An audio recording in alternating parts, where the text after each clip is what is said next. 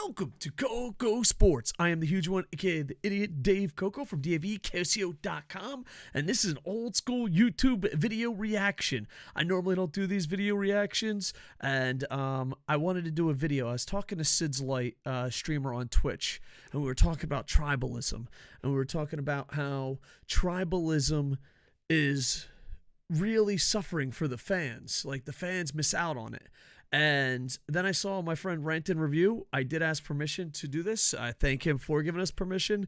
I try not to watch Rantin review. I only really watch Rantin review on YouTube now. I think every now and then I'll watch a video that it succeeds. And I only watch Rantin review when he does a topic that I wouldn't do. Example, because I want it where when I do these videos, it's straight from me. And if not, I want to remember who I got the idea from. Like, oh, I heard this from Rantin. I heard this from Sid's Light. I heard this from Hurricane's Cape. I heard this from James Legend. I heard this from Boom Boom. I want to give credit for it. And if we do a topic on the same thing, you know, he's very smart. He's very clever. He's very smooth at speaking compared to me.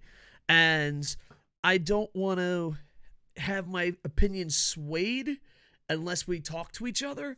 I don't want to watch a video and then be like, oh, well, you know, I wanted the ideas to be mine. And the idea that I wanted to come up with was about tribalism. And then I saw Rantin put up a view and he goes, why does this, you know, the title's, why does the Sami Zayn Bloodline story work? And I was like, well, I'm not going to make a video on this, but it is working. I want to hear what he says. I hit play. I'm going to react to it, pause, because he talks about tribalism a lot smoother and a lot clearer. And he's probably one of my closest YouTube friends in the wrestling industry. Boom Boom, obviously, but he doesn't have his own channel. So we got Boom Boom. We got the staff that works over at Twitch. But Rantin, we've only been, I guess, YouTube friends and pals. And we talk writing behind the scenes. And when I stopped making YouTube videos, Susan didn't like that. And a lot of people, like when I was making YouTube videos every day, everyone would be like in my DMs messaging me like, hey, what's going on, buddy? Let's do a video together. Let's do a video together. And then I got into a nasty divorce, just recently married. So, you know, it's a happy ending. But I got in a nasty divorce and I was like, you know, I don't want to yell about John Cena, Dave Bautista, Vince McMahon when I'm going through this giant court case. Dude. 0 people from YouTube contacted me. You think the wrestling business is dirty? 0. Rantin Review is like the only one. I had people that worked on his channel, never contacted me, didn't give a shit. Like, whatever. But Rantin, like, went out of his way. So he's a great guy. I wish him nothing but success, and I'm proud of everything he's done. And he's doing amazing in writing and YouTube. All right, enough kissing his caboose. Let's get this down. You can watch the whole video. I'll put the link down in the doobly-doo. I'll probably do it in the first one. It's Rantin Review. He's a lot bigger these days than I am, and I'm proud of that. So more people know about him than me, which is a good thing. But just in case, I'll put the link everywhere so that you can watch the full video. Because I'm gonna play the video, stop it, and just add some stuff that I would want to add. I would probably not have done this, but like I said, he said stuff that I wanted to say so much smoother. All right, so let's watch this together. Once again, I will put a link in it, so you can see it all in full without me doing it. All right, here we go. One of the most unique forms of storytelling in the modern world, mixing reality and fiction to the point where the lines are often blurred. There are things that this genre can do that no other genre can. And like I said, I'm going to cut him off every now and then. I agree with that. I think I'm seen. I could be wrong. I'm 90% sure I'm seen as a negative guy. When I ran professional wrestling, I ran a very tight ship. I was known as an honest asshole in pro wrestling. And I critique, you know, that's what I do. I'm like, oh, this could be better here. This could be better here. This could be better here. Same thing, whatever I do, business, writing, teaching, military. I'm always like, how can we make it better? How can we make it better? How can we make it better? And sometimes that comes off as a bit negative. But I just want to add that I think pro wrestling, when done right, is the best form of storytelling and entertainment in the world. The problem is, it is very, very difficult to get it right. It is very, very difficult to get it right. Throughout the years, the types of stories pro wrestling has offered have been varied, and to that extent, have had varied levels of success. Over the last year, WWE's story of Sami Zayn trying his hardest to be part of Roman Reigns' Bloodline faction has been one of the industry's best. And here's the thing, Triple H taking over. I believe that you should not review something unless you believe it has hope. If you are a reviewer, a reporter, anything that gives your opinion, and you have no hope for it, you just go after a company, you have no hope whatsoever that it will succeed, or you think everything they do is perfect, I don't think you should do reviews. Rantin Review does an entertainment channel on the MCU.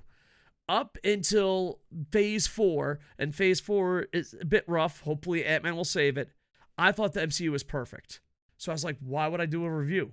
What am I to do? Come on here and be like, yeah, everything is awesome. There's no reason for that. There's no reason for that. That shouldn't exist. The fact that that does exist, the fact that the algorithm does well and human beings go to that, disgust me. But also, there was a point when I thought, I just came to the realization, it was AJ Styles versus Nakamura at WrestleMania. I said, this product's not for me. It won't be for me for this lifetime. I did trust Triple H with NXT. I do trust Triple H at the helm, so that's why I'm coming back. And I do think this Sami Zayn Bloodline story is one of the best story. I'm gonna phrase the best story going on today. Muda's retirement, I think, is close, but the thing is, that's more shoot than story. But why is it so successful? Could it be that people really love Sami Zayn? Could it be that Roman Reigns has entered that phase of his career where he is the superstar we were told he was years ago? Is it just good timing? Well, it's a... I just want to say something about Roman Reigns here.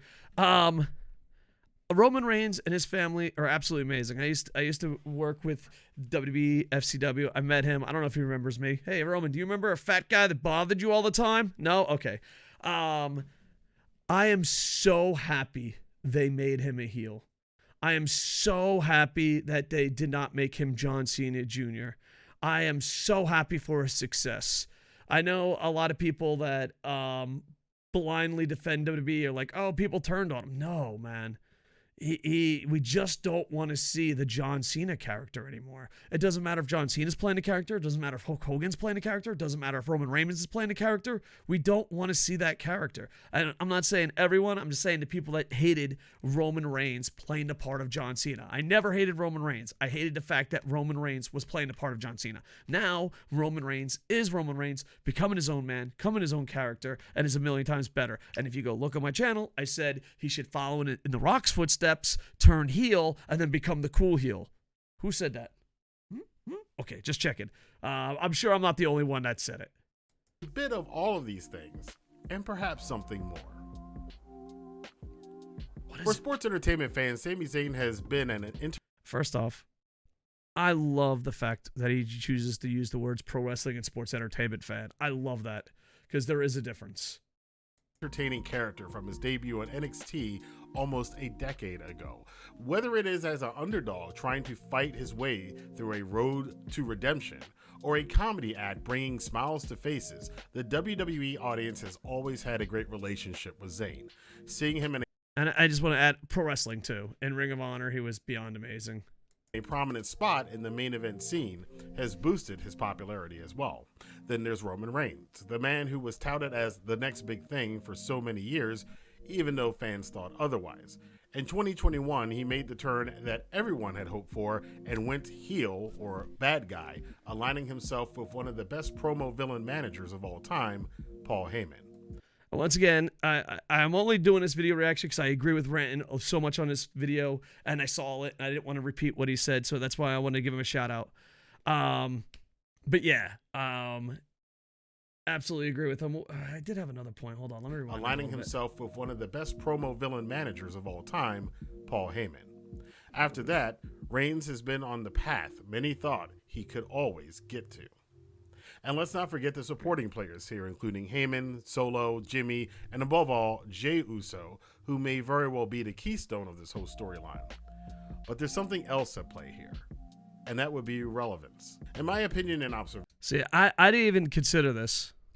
Pro wrestling storylines have always been their best when they tapped into something that existed in the outside world. Whether it was the Freebirds and the Von Erichs, Beautiful, symbolizing the clash between urban life and suburban life, Dusty Rhodes appealing to blue-collar workers, the NW... Dusty Rhodes and Ric Flair is one of the greatest feuds ever of my childhood. And yeah, and it's so funny because now that I'm an adult, I see that Dusty Rhodes was the good guy. But as a poor kid growing up in New Jersey, I honestly, honest to God, thought Ric Flair was the good guy in the story. Duo appealing to the rebellious nature of the counterculture 90s, and even Austin versus McMahon, where people could vicariously live through flipping off an overbearing boss. Wrestling's greatest stories have always touched on things everyone in the culture can feel at the time. So what is it that Sami Zayn and the Bloodline touch on? Well, there are a few things, but one of those that stands up to me is tribalism. This is where I was like, oh, great. Because I was like, oh, man, I had a script and everything. I'm like, dude, I'm going to write this whole thing about tribalism. I can't wait. And this is where they got me. At 2:32, this is what I was like, no! If I knew it was tribalism, I wanted to watch. That was what I wanted to talk about. In today's world, especially online, there's been an overabundance of my side versus your side. The wrestling industry is rife with it, having fans of WWE hate fans of AEW and vice versa.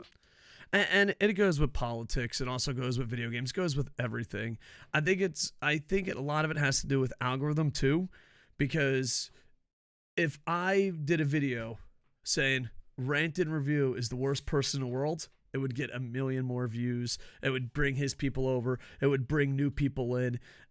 Or if I said he was the greatest person in the world or WWE is the best or worst, it would. And it's sad because of this problem, being genuine is not an item that the algorithm picks up. Being genuine is a word that is dying in this generation. So I find it to be very interesting, and it's not just pro wrestling. But what the Zayn Bloodline story touches on goes a bit deeper, and that is the feeling that you have to struggle to be part of a group. That's straight up my childhood. That's poor Lucky the Orphan right there. You want to be with, while constantly aware that you can be removed or canceled from that group at any time. Zayn spent week after week attempting to prove himself to Roman and the Bloodline. He threw himself in the line of fire over and over to protect the Usos and even Reigns himself. And no matter what he did, there was always a chance that this week could be the one where they boot him out of the group. And that's always a good thing, because like, here's the thing. WWE right now has this one storyline that everyone keeps interested, and that's a great point. We're like, when is it going to end? Where is it going to go? So it's going to be interesting. Anyone on social media can relate to this, walking on eggshells constantly because you don't want to be the one the hounds come after. Agreeing with things you don't necessarily agree with, just to remain part of the tribe. Even outright accepting lies and embarrassment, all to win over the good graces of those who are setting the table, so to speak. And that is said so well. And on top of that, it's you have that. You have the social media. But it's also, look down there. Look what white site we're on. It's more than just your peers. Your peers isn't enough. Twitch, Twitter, TikTok, Instagram, maybe not TikTok as much, but still TikTok, definitely YouTube. It's not only your peers. It is also the platforms we're on. The platforms we're on are really, really just, you have to say this, you have to do this, you can't curse, you can't do this, you can't do that, you can't be yourself, you got to be this, be more positive. I am very lucky. I am a retired guy. I used to work in media. I have connections in YouTube and Twitch. And the stuff they say to us for tips and helps sometimes is disgusting. It is utterly effing disgusting.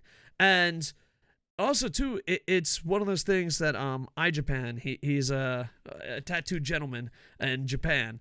he said it best. He's like, sometimes being a victim now, if you're a victim and you're offended, that is strength. And they see being pitied as something. Like, you know, like, oh, we're going to cancel, we're going to do this, we're going to do that, we're going to do this. And there's no conversation. B, you know, they just want to win. Like, I've been very lucky in life. I stutter a lot. I have concussions, so that's been unlucky. But I've also got to hang out with PhDs, some of the smartest people in the world. And the higher level you are of successful people or educated people, the more they're like, I don't know, and they want to be proved wrong. You see young people all the time, like, I won this, I canceled that.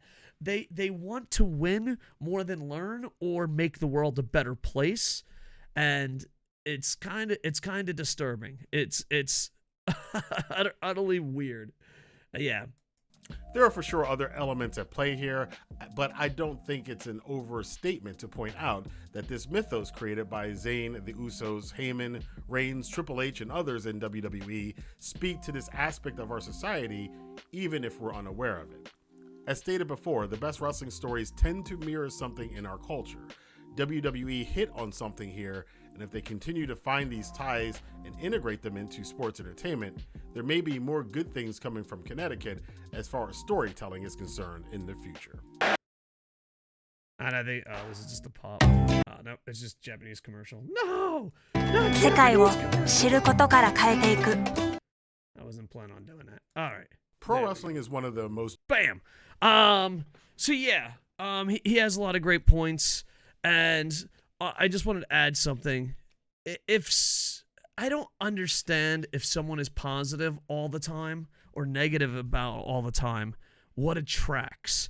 And I don't understand wanting to have conversations with people that agree. Like, I respect Rantin Review. I respect Boom Boom, Hurricanes Cape, James Legend. There are people in the business and YouTube or pro wrestling that I respect. That doesn't mean you have to agree. I think a lot of times people disagree on stuff and they hate each other. And I also think people have to double down.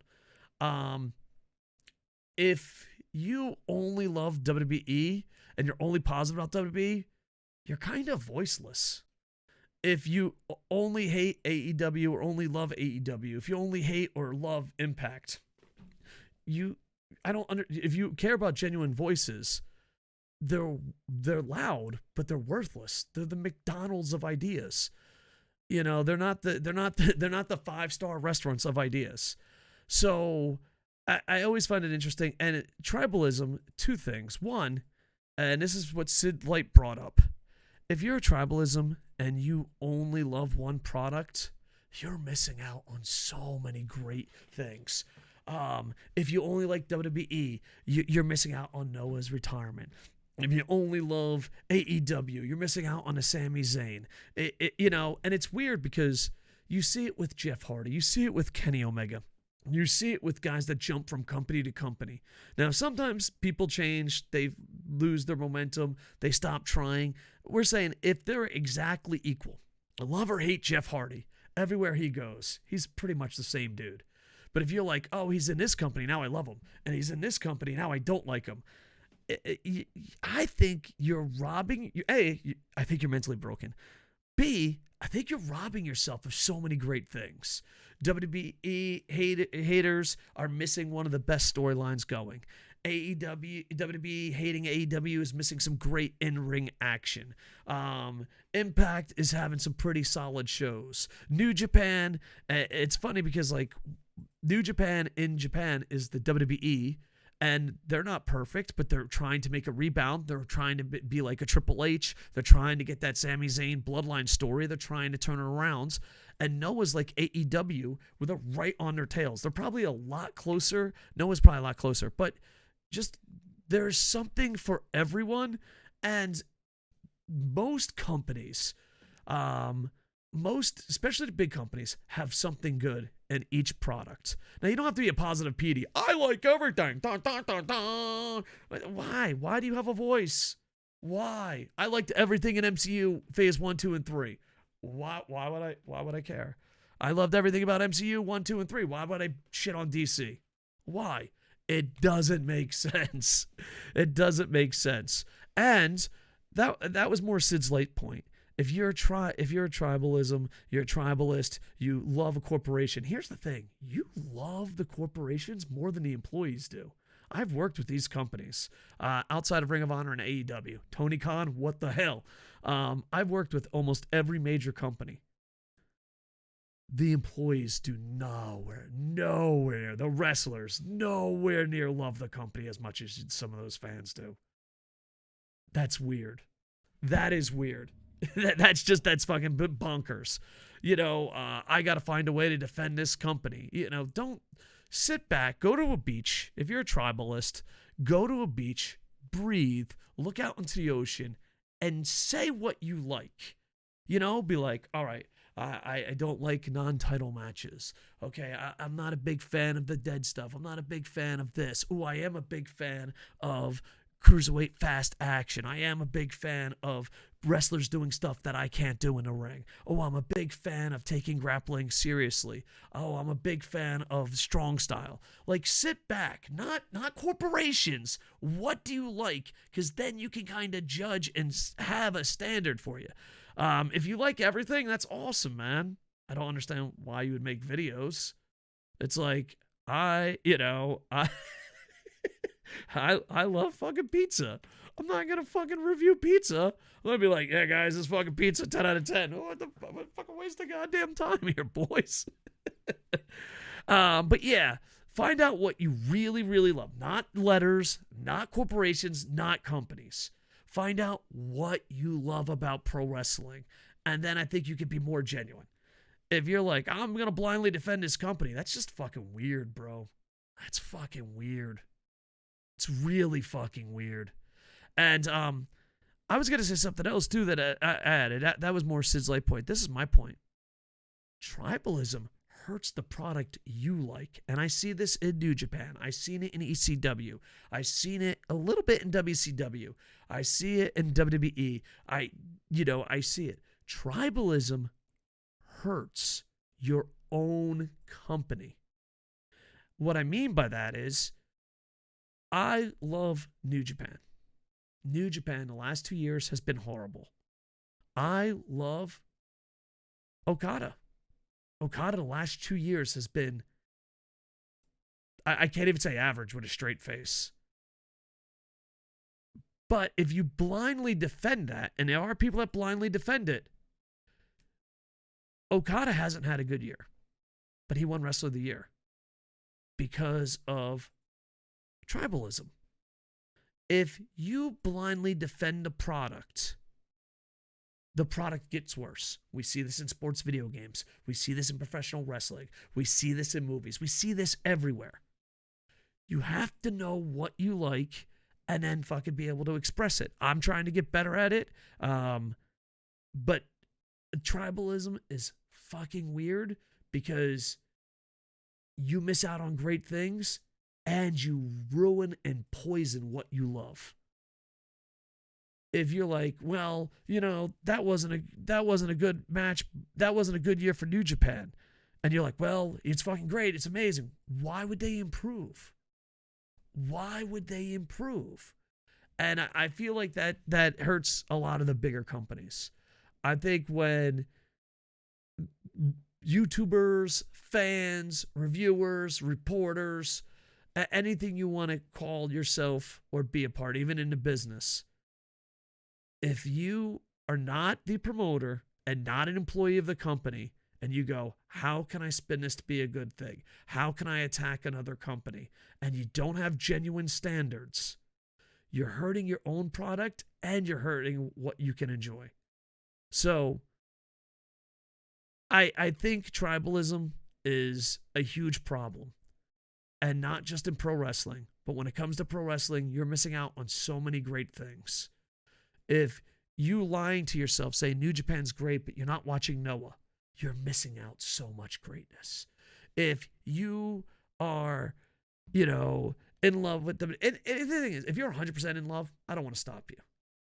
But if you're like, oh, I have to bash other companies. Oh, this ain't good, but I have to spin it. Oh, I have to decide how this is better than that. That's sad because you're missing stuff that you love while hurting the stuff you love. Make sure to check out Rantin Review. I find tribalism to be really, really weird. I find it to be weird, you know? Yeah, I have no idea. I have no idea why people do it. If you have a reason why you want tribalism, I would love to hear it. But I find it to be interesting. You know, it's always like that one saying that, you know, me, like, let's just pick 4 people. Me, James Legend, Boom Boom, Rantin Review.